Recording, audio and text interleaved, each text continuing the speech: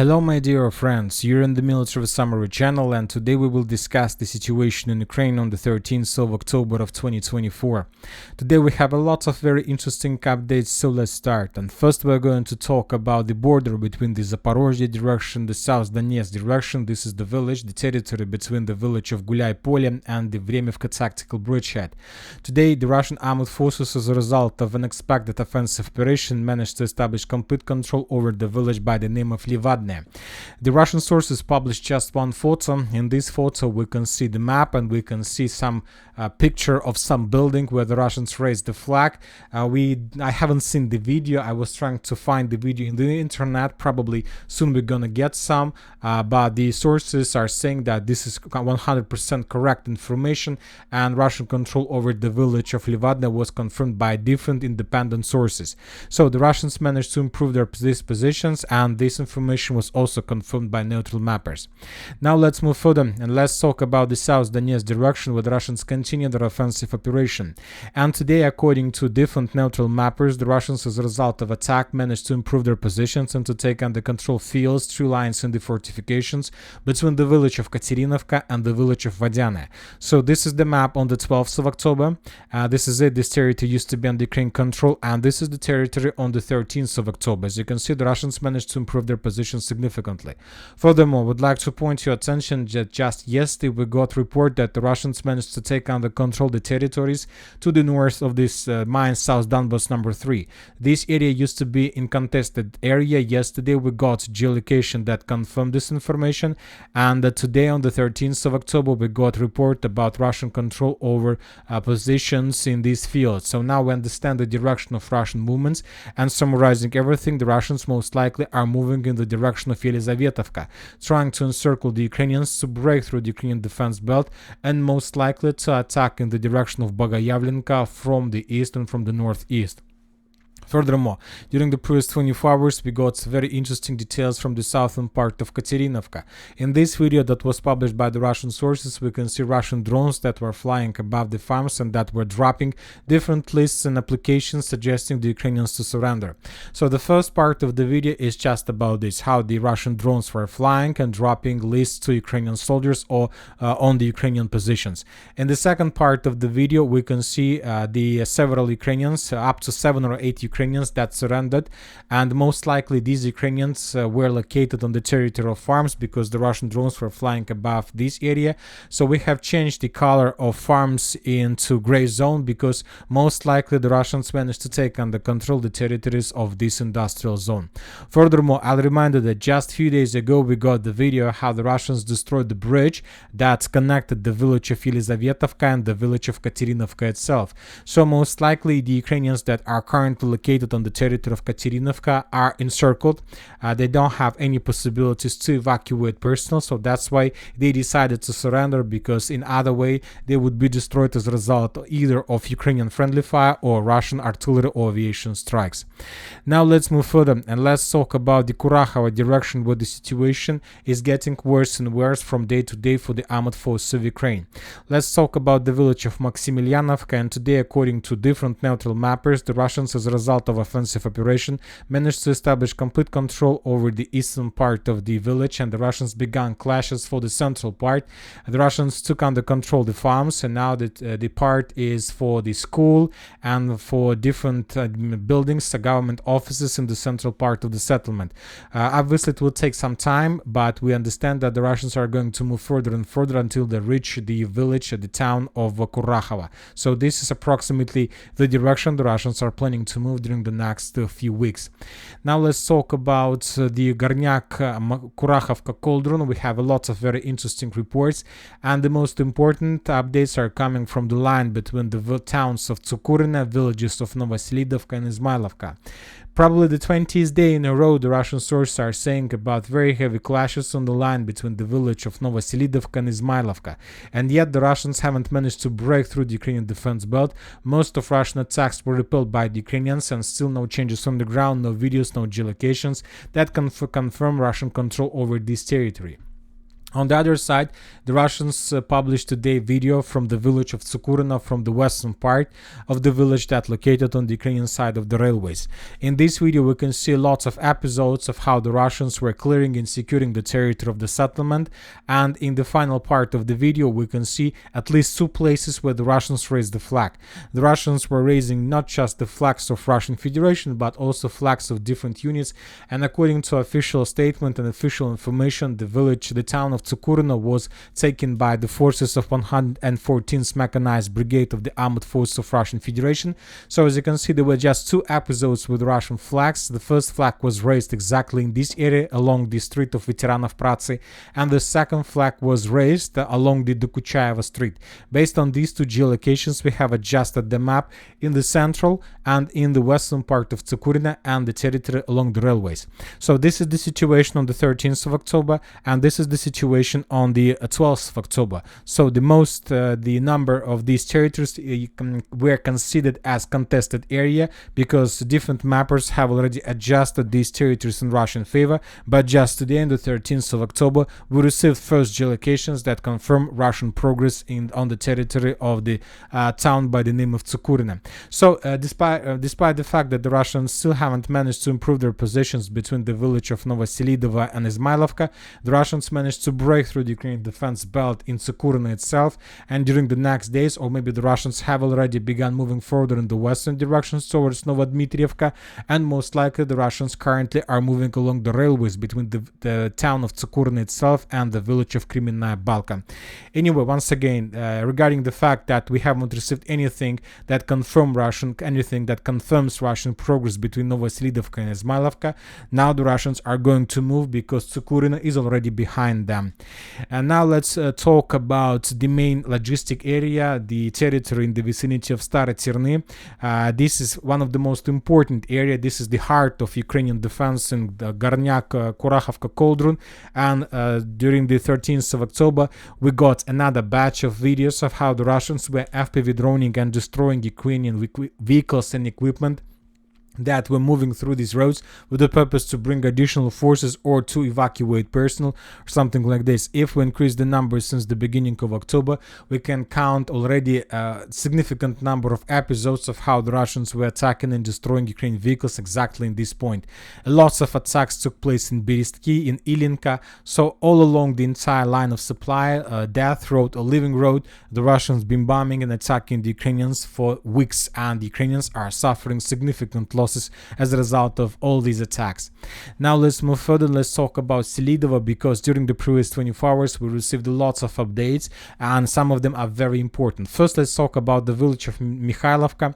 Today the Russian sources published the video how the Russian soldiers were raising the flag in this part of the village in the eastern part, and today the Minister of Defense of Russian Federation reported that as a result of clashes the village was captured by the Russians completely and secured as well. So we received videos with flags and with Russian presence a long time ago, but just today on the 13th of October, probably after 2 or 3 weeks when the first geolocations were published, the Minister of Defense of Russian Federation confirmed complete control. So most likely the Russians didn't announce complete control over Mikhailovka during the previous days because there were clashes along the railways between the coal mine of Karachenka and the village of Mikhailovka. I'll remind you that during the previous few days we got geolocations from the coal mine itself. It was on the 11th of October, and on the 12th of October we got the video from this part of Mikhailovka. So when the Russians finished the battle for these two objects, just then the Minister of Defense of Russian Federation reported about complete control over this territory. But also we have adjustments on map on the territory of mine itself and in the northern part of Selidovo as well. All these adjustments were made based on this video. And the Russian sources published the video how they were attacking Ukrainian positions with anti-tank missile or with some probably helicopter missile or something like this. And as a result of attack, the temporary deployment point of the armed forces of Ukraine was damaged and destroyed. This attack took place exactly in this building, which confirms complete control over this territory by the armed forces of Ukraine. Based on this video and based on the reports of different mappers, including neutral ones, we have have adjusted the map in Ukrainian favor. So let's compare the map. This is the situation on the ground on the 12th of October, and this is the situation on the ground on the 13th of October. It doesn't mean that Ukrainians managed to restore control over these territories as a result of several counterattacks. No, probably the Russians, all these territories were marked as contested area based on the different mappers' reports in the past. So, for example, the northern part of Selidovo was adjusted according to different mappers in Russian favor, probably somewhere in the beginning of September, just at the beginning of Russian offensive operation in this direction. But since that moment, we haven't received anything that confirmed Russian presence in this area, and now we start adjusting map back because most likely the Russians neither had control over the northern part, over the central part, nor over the landfill of Karachenka. So most likely this territory is also under complete Ukraine control. We're just waiting for additional geolocations because some mappers still showed that the northern part, this area is under Russian control. So let's wait for additional updates and then we'll see what's going to be next. Anyway, despite the fact who's controlling the mine and the landfill itself, the Russians continue outflanking the city from the south, from the north. The battle for Selidovo, let's say the final stage of battle, is not going to happen probably during this week, but in 3-4 weeks the final part of the battle is going to begin, and the Russians are trying to encircle the city itself and to force the Ukrainians to fall back. Now let's talk about the Toretsk agglomeration. During the previous 24 hours, we got the video from the village in the vicinity of the village by the name of Petrivka. In this video, we can see Ukrainian FPV drones were attacking the Russian forces on the ground, and some of the episodes were geolocated exactly in this point. And based on this video, we have adjusted the map in Russian favor. This video confirms additional Russian progress along the railways and along the river of Krivoy Torets. So most likely, the territory between the Zabalka district and these Russian recently gained positions also under complete Russian control. We're talking about this dense network of the fortifications. As for the central part of Toretsk itself, we haven't received anything during the previous 24 hours that can confirm additional Russian progress on the ground. As for the Siversk direction and as for the Chasiv Yar direction, we haven't received anything special. Just one thing that I would like to point to your attention, and I would like to point that the Russians are very active in the vicinity of the village by the name of Vasyukovka. For example, today the Russians published another batch of videos of how the Russians were bombing and attacking the Ukrainian positions exactly in this area, and since the beginning of October, probably this is the most focused area of Russian artillery and Russian aviation. So the situation in Vasyukovka reminds me the situation that took place on the territory of the village of Prichistovka. Now you remember the Russians first reduced the village to ruins, and then they captured that village as a result of attack without any resistance from the Ukrainian side.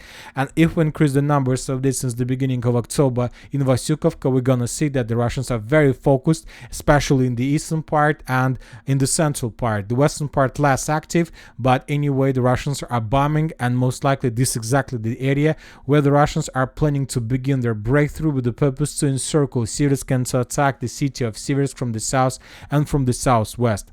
Now let's move further and let's talk about the Kupiansk direction, where the Russians managed to improve their positions a little bit in the vicinity of the village by the name of Terny. In this video, we can see the work of Ukrainian FPV drone operators of the 67th Mechanized Brigade. They were FPV droning the Russian forces exactly in this point. Based on this video, we have adjusted the map in Russian favor. But important thing that this territory used to be considered as contested area according to different mappers, but today we got geolocations that confirm Russian control. Now let's move further. Let's talk about the northern Kupiansk direction, where we can see very heavy clashes on the line between Kolesnikovka and Kruglakovka. The Russian forces are in offensive state. The Russians are attacking this territory currently with a significant number of armored vehicles, personal carriers and infantry. Tens of vehicles, hundreds of soldiers currently storming Ukrainian positions, and the Russians managed to achieve already results. We haven't received any video, we haven't received even a single geolocation that can confirm confirm this. The only thing we have a different reports from different reliable sources about the current situation on the ground. For example, in this video we can see the artillery preparation right before the Russians began their offensive.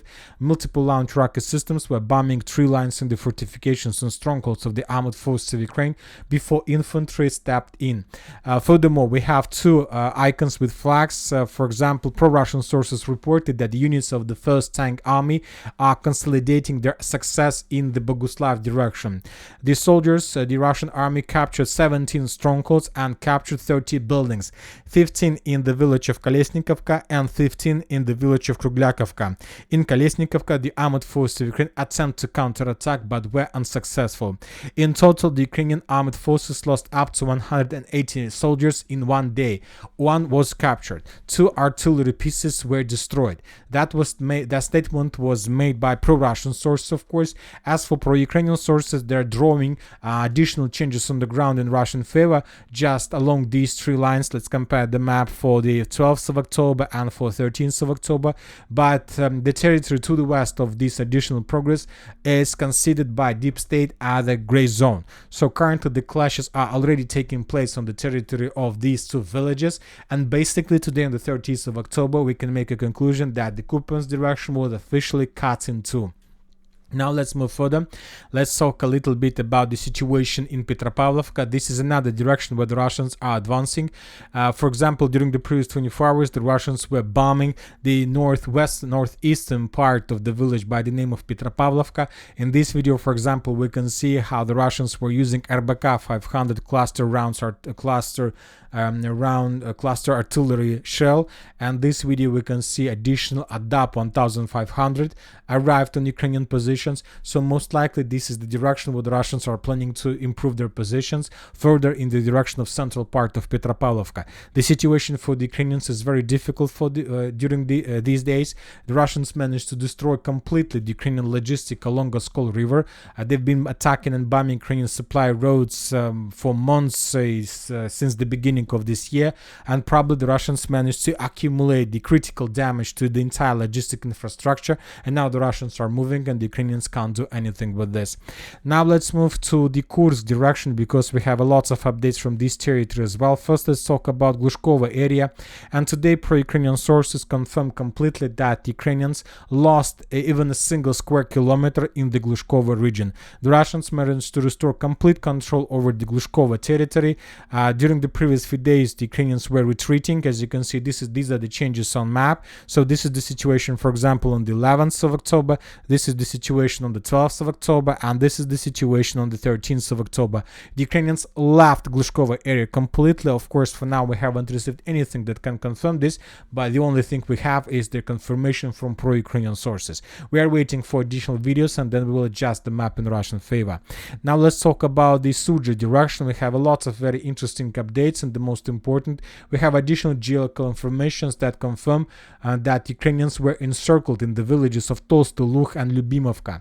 We have geolocation that is coming exactly from this tree line, and this geolocation was provided also by the pro-Ukrainian sources Deep State.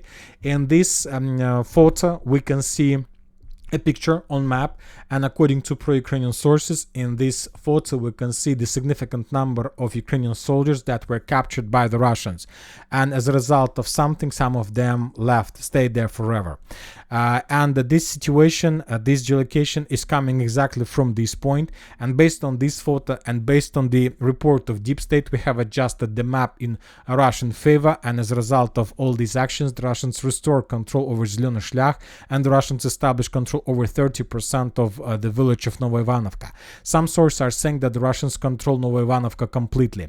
Anyway, these geolocations and geolocations from different mappers confirm very difficult situation for the Ukrainians in the village of Tolstoy Lug. But the sources are saying that Ukrainians are withdrawing their positions. They began withdrawing, they began retreating, and the Ukrainians are not going to hold their lines forever. Now the main priority for the Ukrainians is to save as many as possible personnel, to evacuate them from the Kursk direction and to redeploy them in other places. I'll remind you that starting this month, somewhere in the end of October, we start receiving the significant number of videos of mobilization process in Ukraine. The same activity mobilization process we saw somewhere in August and July, in June, right before the beginning of the Kursk offensive operation. This activity, this intensifying of mobilization actions from Ukrainian side tell us just about one thing, that Ukrainians are planning another operation. And some sources are saying, including pro-Ukrainian sources are saying, that Zelensky decided to attack Transnistria. He decided to attack because Zelensky knows that to compare Transnistria and Russian territory, there is one important difference. As for Sudzha direction, behind Sudzha, behind Kursk, the entire biggest Russia ever. So there is no sense to attack further, because anyway the Russians will be able to regroup, to stabilize, to counterattack, and to defeat.